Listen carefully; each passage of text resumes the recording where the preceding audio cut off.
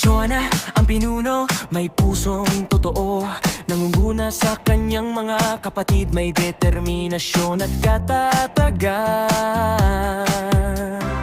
Aya ang sinta, may boses na makinang nakakatunaw ng mga puso sa kanyang liwanag.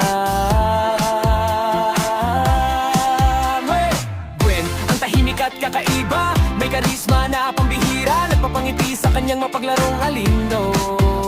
Sheena, ang mananayaw, may galaw na makinis, nagagalak ang mga tao, napapahanga sa bawat galaw niya.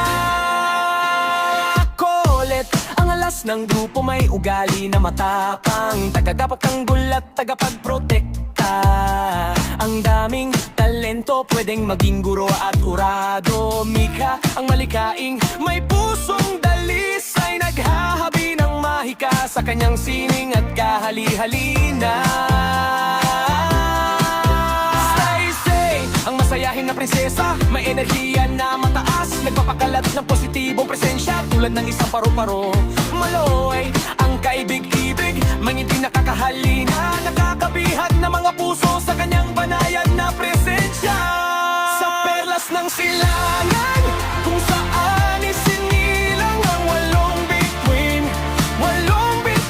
na nagliliwanag, may pusong palaban. Bini, pagmamahal ng bayan, may talento at lakas, nagpapadala at nagkataragan, at nagbibigay liwanag sa gabi. Walong kakaibang boses, walong kumikinang na bituin.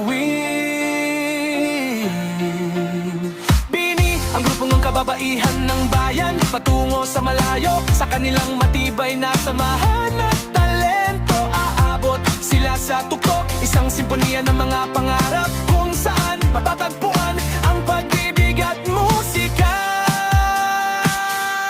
Sa perlas ng silangan, kung saan